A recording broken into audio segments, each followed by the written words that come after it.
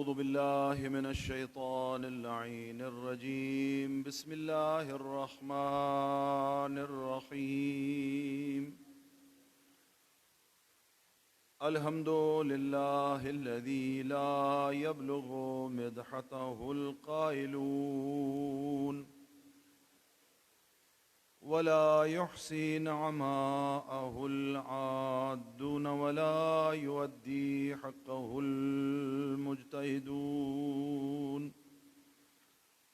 الذي لا يدركه بعد الهمم ولا يناله غوص الفطن الذي ليس لصفته حد معدود الذي ليس لصفته حد محدود ولا نعت موجود ولا وقت معدود ولا أجل ممدود فتبارك اسمه وتعالى جده ولا إله غيره الذي لم يتخذ صاحبة ولا ولدا ولم يكن له شريك في الملك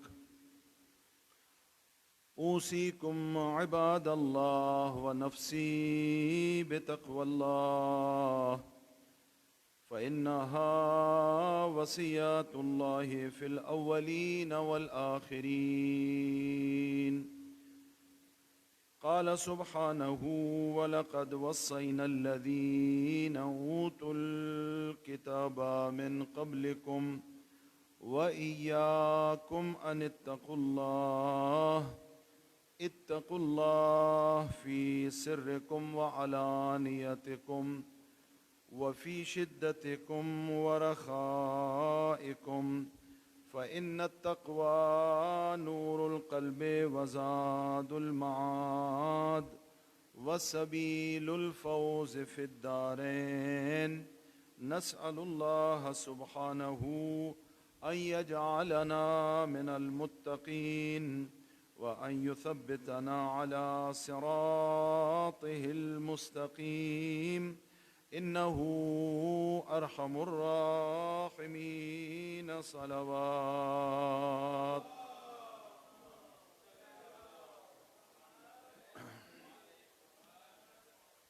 برادران ایمانی، مومنین کرام، سروران معظم، پہلے خطبے کی ابتدا میں سب سے پہلے اپنے آپ کو اور آپ سروران گرامی کو تقوی الہی کی وصیت اور نصیحت کرتا ہوں. اللہ رب العزت کی بارگاہ میں ذوات مقدسہ محمد و آل محمد علیہم السلام کے وسیلے سے دعا کرتا ہوں کہ ہم سب کو صحیح معنوں میں قرآن و اہل بیت سے متمسک ہونے کی سعادت اور توفیق عطا فرمائے. برادران گرامی، گزشتہ 2 جمعوں کے خطبات میں ہم نے یہ کوشش کی اور یہ توفیق اللہ نے ہمیں عطا فرمائی کہ ہم مقصد کربلا کو سمجھنے کے لیے خود خطبات اہل بیت علیہم السلام کی طرف رجوع کریں اور خود ان خطبات کی تلاوت کریں، چاہے وہ خطبات یا ان خطبات کے اقتباسات ہوں کہ جو آقا سید الشہداء علیہ افضل التحیت والثناء نے ارشاد فرمائے، یا وہ خطبات ہوں کہ جو عقیلہ بنی ہاشم حضرت زینب کبریٰ علیہ السلام نے دربار یزید میں ارشاد فرمائے. مقصد کربلا کو سمجھنے کے لیے، ہدف کربلا کو سمجھنے کے لیے اور تعلیمات محمد و آل محمد کو سمجھنے کے لیے ہم نے یہ عرض کیا کہ سب سے بہتر راستہ خود ان ہستیوں کا کلام ہے، ان کی سیرت ہے کہ اس کے ذریعے ہم بہتر انداز میں مقصد اور ہدف کربلا کی طرف متوجہ ہو سکتے ہیں. اسی سلسلے کو آج کے اس پہلے خطبے میں بھی آگے بڑھائیں گے. شہزادی نے عقیلہ بنی ہاشم علیہ السلام نے جو خطبہ دربار یزید میں ارشاد فرمایا اور اس کے بیشتر حصے کی اکثر حصے کی ہم نے تلاوت کر لی ہے، کچھ تتمہ اس کا باقی رہ گیا تھا۔ جو شہزادی نے خطبہ ارشاد فرمایا آج اس سے ہم نتیجہ لیتے ہیں کہ شہزادی نے کیا کیا ہے، عقیلہ بنی ہاشم نے کیا کیا ہے۔ 7 مرحلے ہیں عقیلہ بنی ہاشم کے خطبے کے جو دربار یزید میں ارشاد فرمایا، یعنی 7 حصوں میں ہم اس کو تقسیم کر سکتے ہیں، بانٹ سکتے ہیں کہ یہ پہلا حصہ ہے، یہ دوسرا حصہ ہے۔ البتہ پہلا دوسرا یہ کوئی منطقی ترتیب کے عنوان سے بیان نہیں ہو رہا، ممکن ہے وہاں پہلے نمبر پر بیان ہوا ہو، میں اس کو دوسرے یا تیسرے نمبر پہ بیان کروں، لیکن مجموعی طور پر یہ نتائج بی بی کے اس خطبے سے ہم لے سکتے ہیں۔ اس نتیجے کو سننے سے پہلے برادران عزیز مومنین کرام یہ توجہ فرمائیں کہ دربار شام کا ماحول کیا ہے، اور یزید لعنت اللہ علیہ وہ مطلق العنان حکمران کے طور پہ بیٹھا ہوا ہے، نخوت ہے، تکبر ہے، غرور ہے، اور اس وقت جب اس نے فرزند پیغمبر کو شہید کر دیا ہے اور خانوادہ عصمت و طہارت کو اسارت میں لے لیا ہے، اس وقت اپنی اس طاغوتی سوچ اور طاغوتی فکر میں اس کے سامنے کوئی بھی رکاوٹ چیز نہیں بن سکتی۔ وہ اپنے آپ کو اس وقت کائنات کا بالکل حرف اول و آخر سمجھ رہا ہے کہ میرے مقابلے میں کوئی نہیں ہے۔ اور مقابلے میں کون ہے؟ عقیلہ بنی ہاشم ہے، خانوادہ عصمت و طہارت ہے، اور وہ اسارت کی حالت میں ہیں۔ اسارت بھی صرف اسارت میں نے کہہ دیا آپ نے سماعت فرما لیا، یہ اس طرح سے نہیں ہے۔ آپ اس زاویے سے دیکھیں کہ سرہائے مقدس شہداء اس بے حیا کے سامنے ہیں، اس لعنتی کے سامنے ہیں، اور یہ جملے میں بار بار اس لیے عرض کر رہا ہوں چونکہ اس کے لیے کوئی سافٹ کارنر تلاش کرنے کی کوشش کی جا رہی ہے، نہیں، وہ یہ ملعون ازلی اور ابدی ہے، وہ لعنت ازلی و ابدی کا حقدار ہے۔ جو جوانان جنت کے سردار کی اس طرح جسارت کرتا ہے، توہین رسالت کا مرتکب ہوتا ہے، وحی قرآن کا انکار کرتا ہے، اس کے لیے جو نرم گوشہ اپنائیں گے وہ بھی اسی کی طرح ملعون ہیں، وہ بھی لعنت کے حقدار ہیں۔ کوئی سافٹ کارنر ان کے لیے نہیں ہے، یزید کے لیے کوئی سافٹ کارنر۔ اس کے سامنے کون ہے؟ خانوادہ عصمت و طہارت ہے، عصمت مآب بیبیاں ہیں، عفت مآب بیبیاں ہیں، اور ان کے سامنے کیا ہے؟ بیٹوں کے سر ہیں، بھائی کے سر ہے، ابو الفضل العباس علیہ السلام کا سر ہے، اور وہ کیفیت کے جو دل پھٹتا ہے اس کو بیان نہیں کیا جا سکتا کہ وہ بے حیا کس تکبر اور نخوت میں سوال کیسے کر رہا ہے۔ ہاں، اشارے کر کر کے اپنے نجس ہاتھوں سے کیا کیا سوال پوچھ رہا ہے۔ تو ایک طرف سے وہ اپنے مقابلے میں کسی کو کچھ نہیں سمجھ رہا، دوسری طرف سے جس خانوادہ عصمت و طہارت کے ساتھ اس نے دشمنی کی ہے وہ اس کے سامنے اسارت کی حالت میں موجود ہے۔ اب اس پس منظر کے ساتھ زینب کبریٰ کے یہ خطبے کے اقتباسات سماعت فرمائیں۔ ہاں، زینب کبریٰ کے، لہذا عقیلہ بنی ہاشم نے اپنے پدر بزرگوار کے لہجے میں خطاب کیا ہے۔ ہاں، لہذا تاریخ میں یہ جملے بھی نقل کیے گئے کہ کسی نابینا نے پوچھا کہ علی تو شہید ہو چکے ہیں، علی تو بہت پہلے شہید ہو گئے، آج مجھے علی کا لہجہ سنائی دے رہا ہے۔ ہاں، سبب کیا ہے؟ سبب یہ ہے کہ علی کی علی بیٹی نے اس بے حیا کے دربار میں کھڑے ہو کر اس کی ساری تدبیروں کو داخل دشنام قرار دیا ہے، اس کی ساری مکاریوں اور چال بازیوں کو اپنے اس خطبے کے ذریعے باطل قرار دیا ہے۔ اب اس پس منظر اور اس تمہید کے بعد یہ اقتباسات آپ توجہ فرمائیں۔ پہلے مرحلے پر یہ عرض ہو چکا، عربی متن بھی پڑھا، پہلے مرحلے پر یزید نے یہ کام کیا تھا کہ وحی الہی کا انکار کر دیا تھا۔ لعبت بنو ہاشم بالملک فلا وحی جاء خبر جاء ولا وحی نزل۔ یہ تو بنی ہاشم کا نعوذ باللہ ایک ڈھونگ تھا، ایک کھیل تھا جو بنو ہاشم نے اس اقتدار کے لیے رچایا تھا، نعوذ باللہ، ورنہ نہ تو کوئی وحی آئی ہے نہ کوئی فرشتہ آیا ہے، یہ ساری بنو ہاشم کی باتیں ہیں، حقیقت میں اس کا کوئی پہلے مرحلے پر عقیلہ بنی ہاشم نے جب خطاب فرمایا ہے تو جو اس نے وحی الہی کی بے احترامی کی ہے، عقیلہ بنی ہاشم نے اس کو جواب دیا ہے کہ تو اس تخت پر اگر بیٹھا ہوا ہے اپنے خیال کے مطابق، باطل بیٹھا ہوا ہے، صحیح نہیں بیٹھا ہوا، تو اگر اس تخت پر بیٹھا ہوا ہے تو تیرا مجوز یہ ہے کہ تو خلیفہ کے عنوان سے اپنے خیال کے مطابق خود کو خلیفہ سمجھ کے بیٹھا ہوا ہے، اور اگر تو وحی کا انکار کر دے گا تو جس وحی کا انکار تو کر رہا ہے خلافت کا، اگر تو اپنے خیال کے مطابق حقدار ہے تو اسی وحی کے سلسلے سے ہی خلیفہ بنا ہے۔ لہٰذا عقیلہ بنی ہاشم نے اس بے احترامی کا پہلے مرحلے پر جواب دیا کہ اے یزید تو یہ جو جسارت کر رہا ہے، اور صرف دیکھیں ہمیشہ عرض ہوا اور عرض ہوگا، بار بار عرض ہوگا، سب سے بڑا منبع قرآن کریم ہے، قرآن کریم ہے۔ حق و حقیقت اور دین کو سمجھنے کا بنیادی مصدر اور منبع کیا ہے؟ قرآن کریم ہے۔ شہزادی کو عقیلہ بنی ہاشم اگر صرف اپنی بات ارشاد فرما دیتی تو بعد میں کوئی کہنے والا کہہ سکتا تھا خوب یزید نے ایک بات کی تھی اور اس کے مقابلے میں بنو ہاشم کی ایک باعظمت بی بی نے بھی ایک بات کر دی، لیکن شہزادی نے اپنی اس بات کو ثابت کرنے کے لیے آیات قرآنی کا سہارا لیا ہے، اپنی بات کو بیان فرمایا اور اپنی بات کو بیان کر کے دلیل اللہ کے کلام سے ذکر فرمائی اور اس کی منطق کو لاجواب کیا کہ تو جس وحی کا انکار کر رہا ہے یہ اس وحی کے سہارے میں اپنی منطق اور لاجک اور برہان تیرے سامنے اور تیرے دربار میں بیٹھے ہوئے افراد کے سامنے پیش کر رہی ہوں۔ آپ دیکھیں یہ بے احترامی تھوڑی نہیں ہے کہ وہ قرآن کا بھی انکار کر رہا ہے، وحی کا بھی انکار کر رہا ہے، اور قرآنی آیات کے سہارے یہ فرمایا کہ توجہ چاہوں گا، یہ فرمایا کہ اے یزید تو اگر یہ جسارت کر رہا ہے نا تو متوجہ نہیں ہے کہ تو یہ جسارت کیوں کر رہا ہے۔ تیرا گناہوں میں غرق ہو جانا، تیرا گناہوں سے آلودہ ہو جانا اور تیرے دامن پر شریف النفس افراد کے، عزت مآب افراد کے خون کا آ جانا یہ باعث بنا ہے کہ تجھے دین اور دینی اقدار کی کوئی پرواہ باقی نہیں رہی، وحی اور قرآن کی تجھے کوئی پرواہ باقی نہیں ہے۔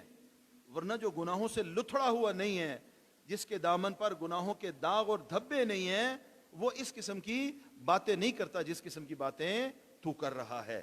لہذا آیات کے ذریعے اس منطق کو جو یزید لعنتی اپنا رہا تھا شہزادی کونین نے، عقیلہ بنی ہاشم نے باطل قرار دیا۔ یہ ایک مرحلہ اور خطبہ حضرت زینب سے اس کا، یہاں میں آپ کی خدمت میں ایک اور چیز بھی عرض کر دوں دوسرے مرحلے سے پہلے، خوب توجہ فرمائیں بچے عزیز نوجوان، توجہ فرمائیں، قابل غور بات ہے۔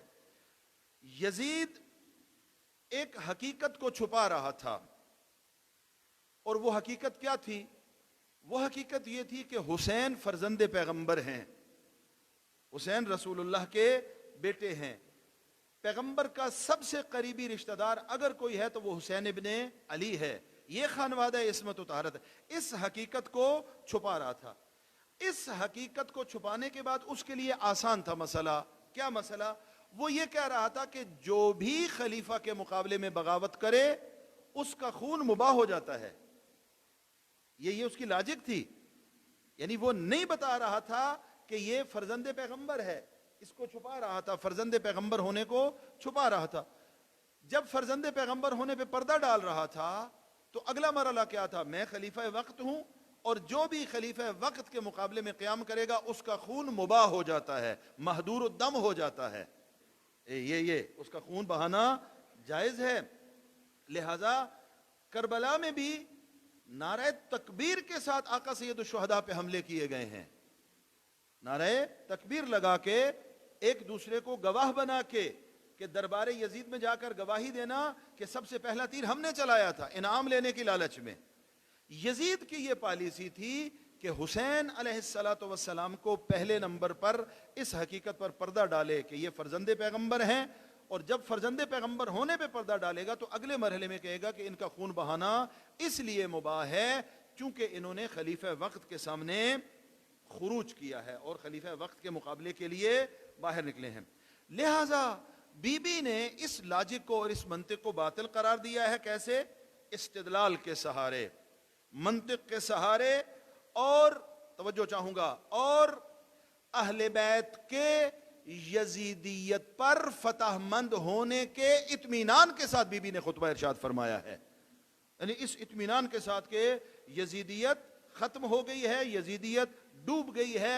जाहिरी तौर पर यह अपने आप को फतहमंद समझ रहा है, लेकिन हकीकत में यह दुश्मनाम अबदी का हकदार बन गया है, लानत अबदी का हकदार बन गया है। तो पहला मरहला जो बीबी ने इरशाद फरमाया, जो उसने वही इलाही का इनकार किया था और बेहतरामी की थी, उसका जवाब शहजादी ने दिया। दूसरे मरहले पर इसी खुतबे में यजीद के तकब्बुर का, गुरूर का और घमंड का मुकाबला किया। वो गुरूर उसका क्या था? वो ये समझ रहा था कि मैं हुसैन इब्न अली को अलैहिस्सलाम कत्ल कर चुका हूं और ये कत्ल हो जाना हुसैन का मेरी फतह की अलामत है, मैं फतह मंद हो गया हूं, फतह मेरे हिस्से में आ गई है। बीबी ने कहा कि ना, जाहिरी तौर पर तू इसको फतह समझ रहा है, लेकिन हकीकत में तू फतह मंद नहीं हुआ, बल्कि तू शिकस्त खा चुका है, और हुसैन की शहादत तेरी नाकामी की दलील है, और क़याम क़यामत तक तू नाकाम रहेगा। तीसरे मरहले पर जो बड़ी लॉजिकल बात सारे खुतबे में और जो अंदाज मंतिकी अपनाया, वो ये था कि शहजादी ने अहले बैत मोहम्मद सल्लल्लाहु अलैहि वसल्लम का तारुफ करवाया।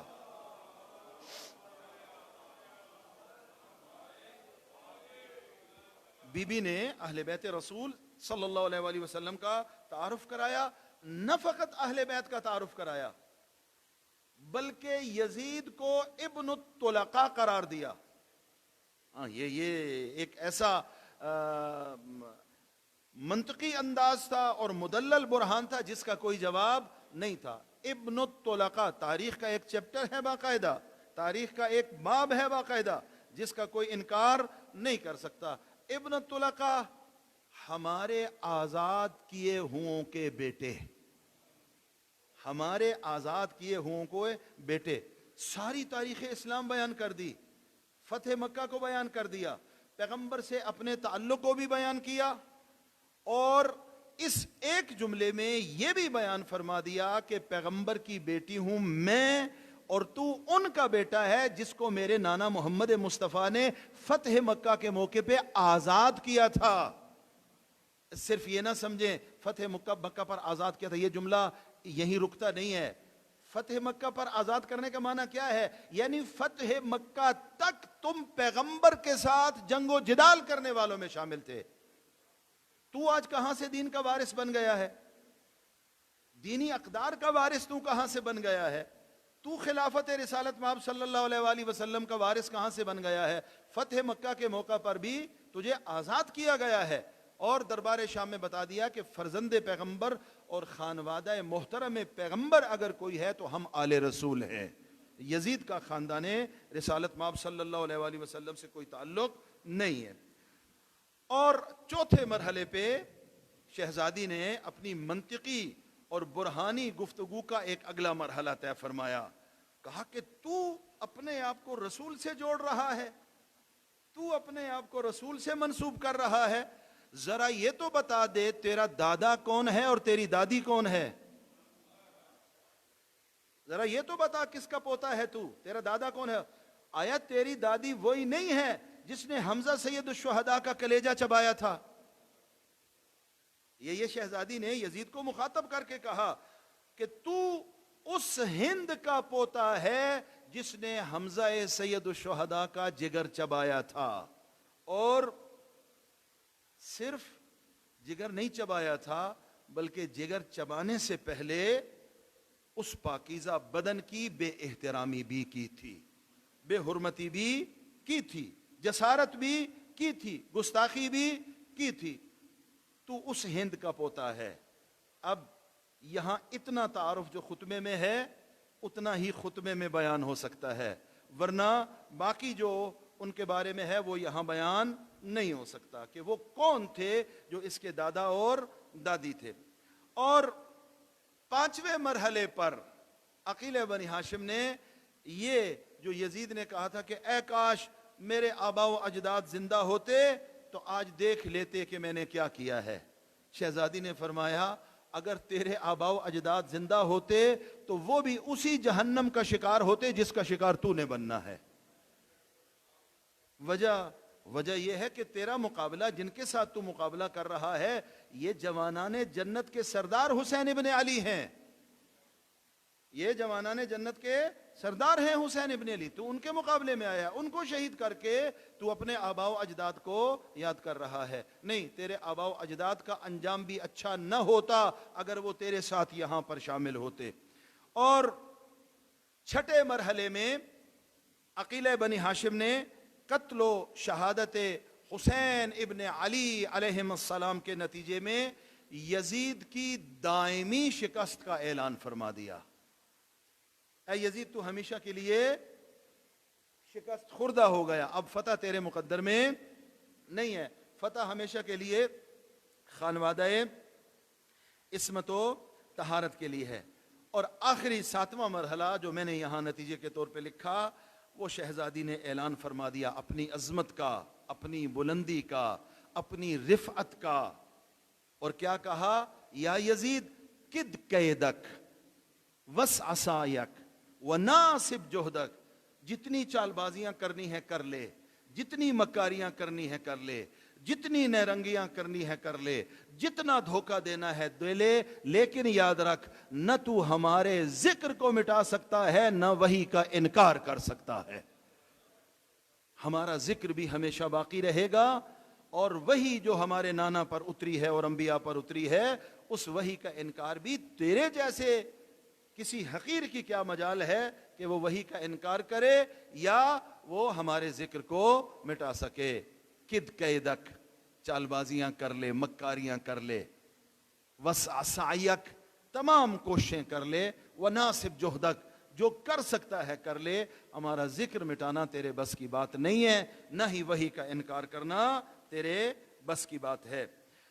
برادران ایمانی, مومنین کرام, یہ عقیل بنی ہاشم حضرت زینب کبریٰ علیہ السلام کے خطبے کے اقتباسات تھے جو آپ کی خدمت میں عرض ہوا. گزشتہ 3 خطبوں سے اسی حوالے سے مطالب عرض ہو رہے ہیں. اب اگر اجازت دیجئے تو میں انتہائی مختصر, بالکل مختصر آپ کی خدمت میں آقا سید سجاد کے خطبہ دربار یزید کے کچھ کلمات عرض کر دوں تاکہ وہ نورانیت بھی ہماری گفتگو میں آ جائے.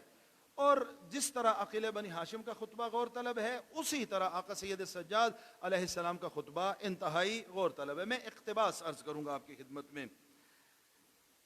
اور یہ جو آقا سید سجاد کے خطبے کا میں جملہ عرض کرنے جا رہا ہوں, اس میں میرے اور آپ کے لیے باقی معصومین کے کلمات کی طرح بڑی رہنمائی موجود ہے. میں ایک نتیجہ لے رہا ہوں, اس نتیجے کو لیں. ہمارا خطاب کیسا ہونا چاہیے اور ہمارا خطیب کیسا ہونا چاہیے؟ پریشان تو نہیں ہو رہے؟ ہمارا خطاب کیسا ہونا چاہیے اور ہمارا خطیب کیسا ہونا چاہیے, یہ سید سجاد نے بیان فرمایا ہے, میرے لفظ نہیں ہیں. آقا سید سجاد علیہ السلام نے دربار یزید میں, چونکہ جب دربار یزید میں تشریف فرما تھے اور اسیر اور اسارت کی حالت میں تھے, تو وہاں پر کوئی درباری خطیب, پیڈ خطیب جو ہے, ہاں وہ وہاں پر کھڑا ہوا تھا اور یزید لعنتی کے فضائل اور مناقب پڑھ رہا تھا, پیڈ خطیب. تو آقا سید سجاد نے کہا کہ اسے بولنے کا موقع دیا ہے تو مجھے بھی بولنے کا موقع دو تاکہ تمہیں پتہ چلے کہ حق اور حقیقت بیانی کیا ہوتی ہے. مجھے بولنے کا موقع دو, مجھے خطاب کا موقع. اور ایک جملہ ارشاد فرمایا, یا یزید اعدن لی حتی اسعد علی ہذہ الاعواد, مجھے موقع دے کہ میں اس لکڑیوں کے ڈھیر پر کھڑے ہو کر کچھ بیان کروں. ہاں یہ جس پر وہ درباری خطیب بیٹھا ہوا ہے نا, وہ چاپلوس بیٹھا ہوا ہے, جو راضی کرنے والا بیٹھا ہوا ہے. کہا کہ اس جیسے افراد جہاں پر آئیں گے اسے ممبر کہا ہی نہیں جائے گا, وہ لکڑیوں کا ڈھیر ہو سکتا ہے, ممبر نہیں ہو سکتا. مجھے اجازت دے دے میں اس لکڑیوں کے ڈھیر پہ جاؤں اور میں جا کر تھوڑے سے کلمات بیان فرماؤں. اس کے بعد آقا نے ارشاد فرمایا فَأَتَكَلَّمْ بِكَلِمَاتٍ، اگر مجھے اجازت دے گا تو میں ایسی گفتگو کروں گا.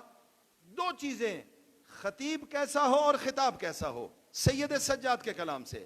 اگر مجھے موقع دیا جائے گا تو میں کلام کروں گا. فَأَتَكَلَّمْ بِكَلِمَاتٍ لِلَّهِ فِيهِنَّ الرِّضَى. خطیب کا سب سے پہلا مقصد یہ ہے کہ وہ خوشنودی پروردگار کے لیے کلام کرے.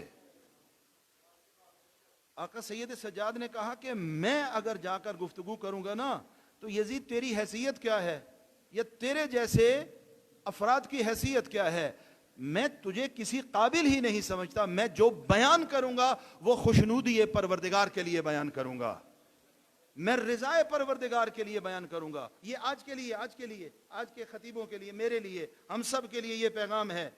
کسی حاجی، ملک، چودھری، شاہ صاحب، پیر صاحب، یہ کسی کی خوشنودی میں یار نہیں ہے.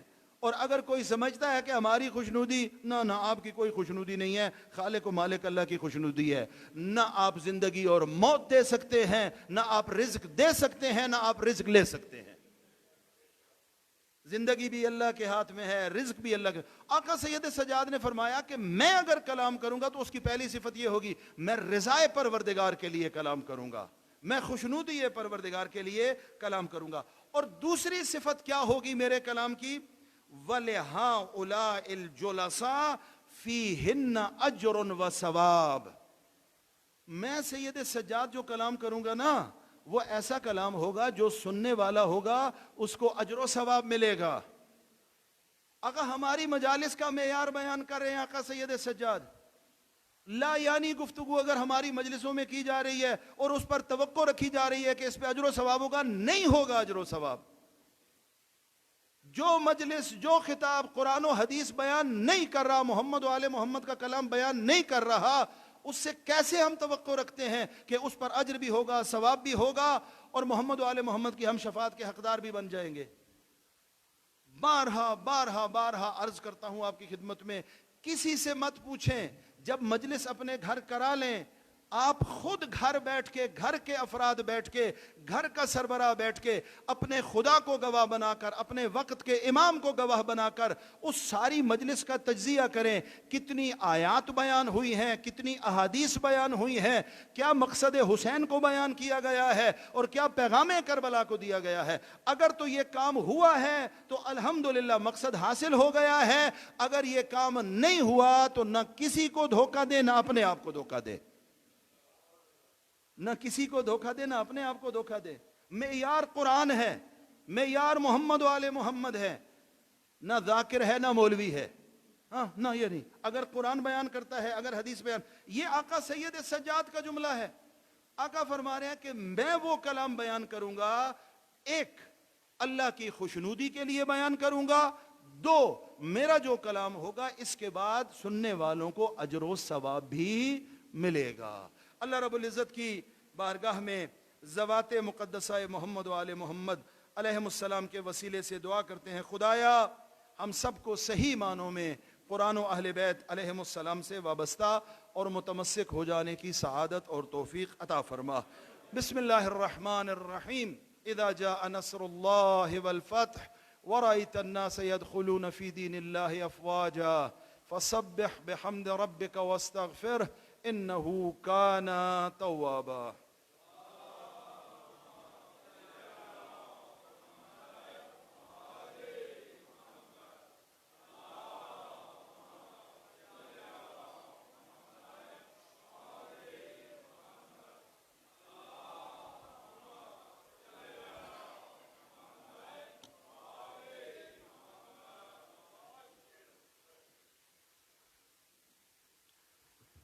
أعوذ بالله من الشيطان اللعين الرجيم. بسم الله الرحمن الرحيم.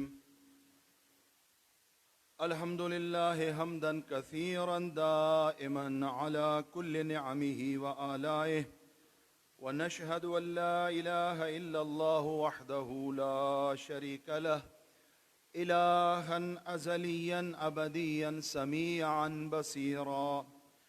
ونشهد أن سيدنا ونبينا محمدا عبده ورسوله أرسله بالهدى ودين الحق ليظهره على الدين كله ولو كره المشركون. اللهم صل على محمد وآله الأطهار الأبرار الذين أذهبت عنهم الرجس وطهرتهم تطهيرا.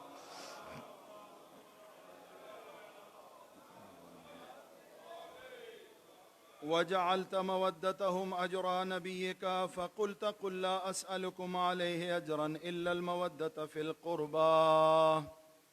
اللهم صل على علي أمير المؤمنين وصي رسول رب العالمين وعلى فاطمة الزهراء سيدة نساء العالمين وعلى الحسن والحسين سيدي شباب أهل الجنة وعلى علي بن الحسين ومحمد بن علي وجعفر بن محمد وموسى بن جعفر وعلي بن موسى ومحمد بن علي وعلي بن محمد والحسن بن علي والحجة بن الحسن القائم المنتظر المهدي. اللهم عجل فرجه وسهل مخرجه واجعلنا من أنصاره وأعوانه والمستشهدين بين يديه. اللهم اغفر للمؤمنين والمؤمنات والمسلمين والمسلمات الأحياء منهم والأموات. اللهم ارزقنا في الدنيا زيارة الحسين وفي الآخرة شفاعة الحسين. إن الله يأمر بالعدل والإحسان وإيتاء ذي القربى وينهى عن الفحشاء والمنكر والبغي يعظكم لعلكم تذكرون.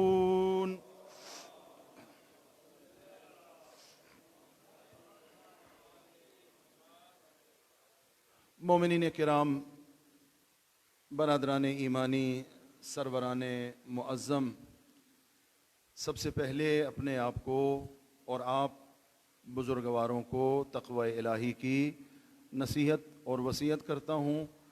اللہ رب العزت کی بارگاہ میں ذوات مقدسہ محمد و آل محمد علیہم السلام کے وسیلے سے دعا مانگتا ہوں کہ ہم سب کو صحیح معنوں میں قرآن و اہل بیت علیہم السلام سے وابستہ اور متمسک ہونے کی سعادت اور توفیق عطا فرمائے. برادران ایمانی، یہ ایام اربعین کے ایام ہیں، زیارت آقا سید الشہداء علیہ السلام کے ایام. اور کتنا اجر و ثواب ہے مولا حسین کی زیارت کا، یہ عرض ہو چکا متعدد مرتبہ. ابھی چونکہ وقت نہیں ہے، میں اس موضوع کی طرف نہیں جا رہا. مختصر ایک نقطہ عرض کر کے آپ کی زحمت تمام کروں گا. معصوم سے منقول ہے روایت، اس سے عظمت زیارت سید الشہداء کا پتہ چلتا ہے اور اہمیت زیارت سید الشہداء کا پتہ چلتا ہے. معصوم نے فرمایا کہ نمک سے روٹی کھا لینا سال بھر، نمک سے روٹی کھا لینا، لیکن حسین کی زیارت کو ترک نہ کرنا، کربلا حسین کی زیارت کو ترک نہ کرنا. اس سے عظمت زیارت سید الشہداء کا پتہ چلتا ہے، مقام زیارت سید الشہداء کا پتہ چلتا ہے. پھر ظاہر ہے جو ظاہر ہے اس کی عظمت بھی اسی تناسب سے بہت زیادہ ہے.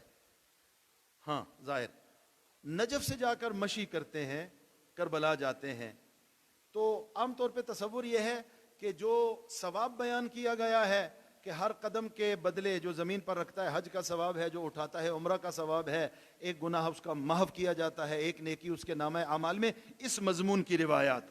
تو عام طور پہ تصور کیا جاتا ہے کہ جب وہ نجف سے مشی کا ارادہ کرے گا تو اس کو یہ سارا اجر و ثواب ملے گا. نہ، ایسا نہیں ہے. جب آپ گھر سے ارادہ فرماتے ہیں، یہ ثواب آپ کو گھر سے ہی اللہ عطا فرمانا شروع کر دیتا ہے. یہ اجر و ثواب زیارت آقا سید الشہداء کا اسی گھر سے اٹھائے جانے والے قدم پر اللہ آپ کے اور ہمارے نامہ اعمال میں لکھتا ہے۔ کم و بیش 17 مرتبہ تاریخ میں آقا سید الشہداء کی قبر مطہر کی شان میں جسارت اور گستاخی کی گئی ہے۔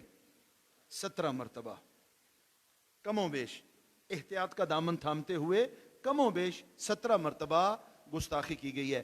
یہ گستاخی میں ادب کے دائرے میں رہ کر عرض کر رہا ہوں، یعنی اپنی اس پلید فکر کے نتیجے میں بھرپور کوشش کی گئی ہے کہ آقا کی قبر کا نشان مٹا دیا جائے۔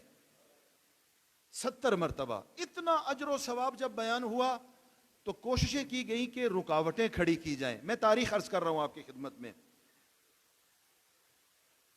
3 مرتبہ متوکل عباسی نے اپنی 14 سالہ حکومت 24 سالہ دور حکومت میں 3 مرتبہ متوکل عباسی نے یہ جسارت کی ہے۔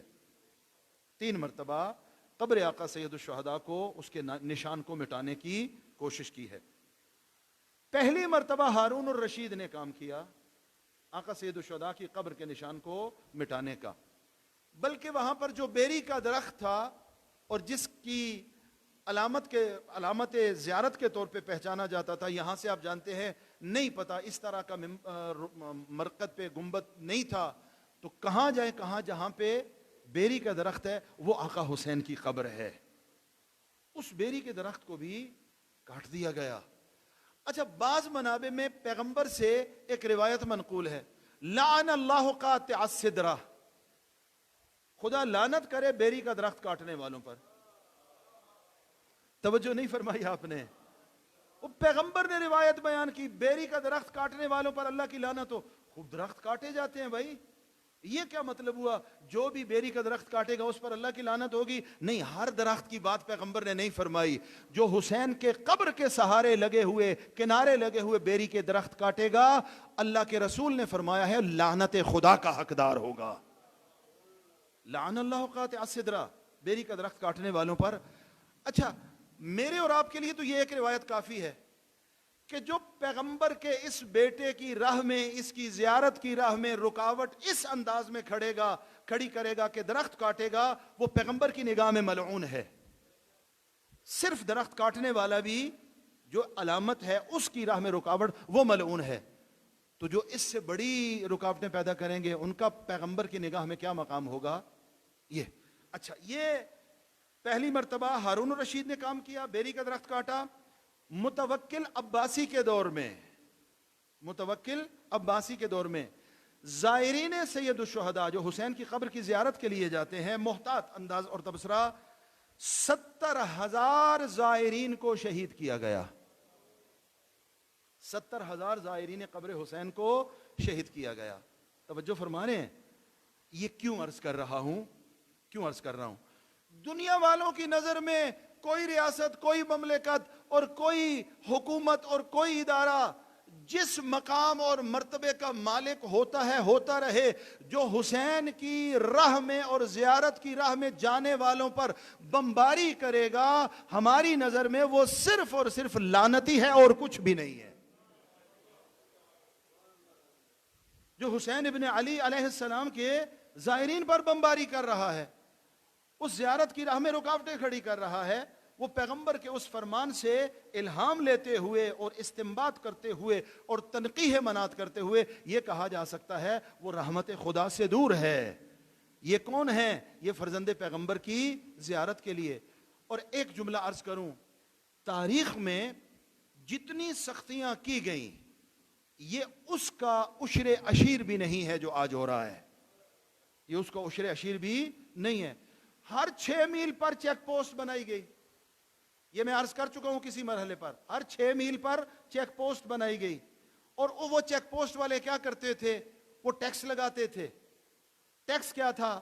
کبھی پیسہ، کبھی اشیاء خرد و نوش، اور مقصد کیا تھا؟ حسین کی راہ میں جانے والوں کی راہ میں، زیارت کی راہ پہ جانے والوں کی راہ میں رکاوٹ کھڑی کی جائے۔ یہ ہے نا، یہ کام کیا جاتا رہا ہر 6 میل پر۔ ایک بڑا پیارا واقعہ تاریخ کی کتابوں میں موجود ہے کہ کہا ٹیکس لے رہے ہیں، زائرین کی تعداد کم نہیں ہو رہی، بڑھ رہی ہے۔ ابھی آپ کی اس محفل میں، اس جمعے کے خطبے میں بہت سے ایسے افراد ممکن ہے تشریف فرما ہوں جن کی خواہش تھی، حسرت تھی، لیکن کسی وجہ سے اس سال نہیں جا سکے. ہاں، کسی وجہ سے نہیں جا سکے.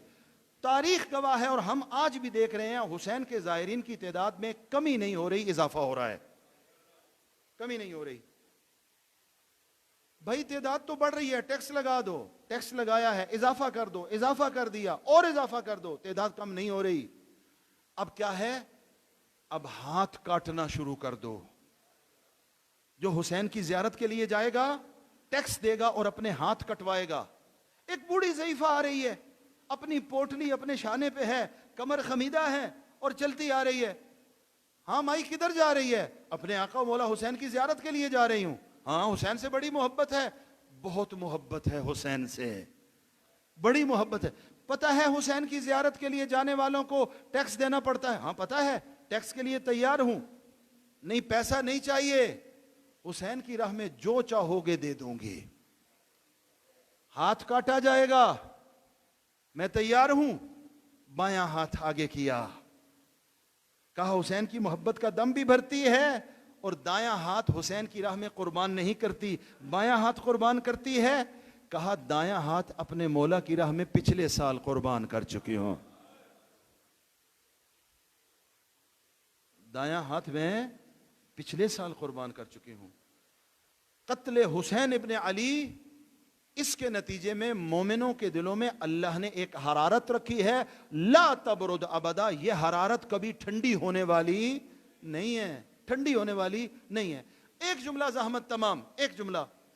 معصوم نے ارشاد فرمایا، یاد رکھو، اگر جاؤ بسم اللہ بڑی اچھی بات ہے، زیارت پہ جاؤ، ہر سال جاؤ، بار بار جاؤ، لیکن اگر کبھی نہ جا سکو تو کیا پھر زیارت نہیں کر سکتے؟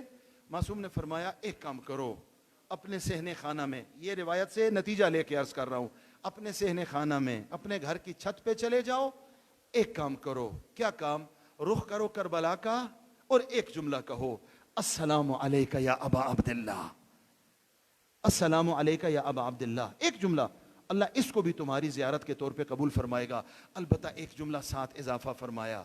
کہا یہ جملہ کہتے ہوئے اپنے تصور کو مہمیز دو، اپنی فکر و شعور کو بلندی پہ لے جاؤ اور اس کٹے ہوئے بدن کو اپنے تصور میں لے آؤ جو بدن میری پھوپھی زینب نے دیکھا تھا. جس عالم میں زینب اپنے بھائی کے پاکیزہ بدن میں آئی تھی، اسے چشمے تصور میں لے آؤ. اور کیا منظر تھا؟ آئی ہے بدن پر، اور بدن کس عالم میں ہے؟ زخمی ہے، کٹا ہوا ہے، اور سب سے بڑا جملہ، سر بدن پر موجود نہیں ہے. ایک جملہ عقیلہ بنی ہاشم نے فرمایا، انت اخی الحسین، کیا میرا ماں جایا تو ہے جسے میری ماں فاطمہ زہرا نے اس انداز میں محنت سے پالا ہے؟ کیا وہ حسین تو ہے؟ پھر رخ کیا نانا کے مدینے کا، یا جدہ یا رسول اللہ صلی علیک ملائکۃ السماء.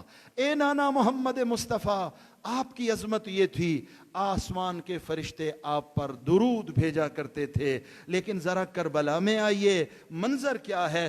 ھذا حسین، یہ آپ کے دوش کا شاہ سوار حسین ہے، لیکن اب منظر مدینے والا نہیں ہے. اس کے پاکیزہ بدن سے سر کو جدا کر لیا گیا ہے، مرمل بالدماء، کربلا کی خاک اس کے بدن پر ہے، مسلوب العمامۃ والرداء. جب سر نہیں ہے تو امامہ کہاں ہوگا؟ مقطع الاعضاء، میرے ماں جائے کہ اعضاء کو دشمن نے کاٹ دیا ہے. اللہ رب العزت کی بارگاہ میں دعا کرتے ہیں ہم سب کو صحیح معنوں میں دامن قرآن، دامن اہل بیت علیہم الصلاۃ والسلام سے وابستہ اور متمسک ہو جانے کی سعادت اور توفیق عطا فرمائے. بسم اللہ الرحمن الرحیم. انا اعطیناک الکوثر فصل لربک وانحر ان شانئک هو الابتر.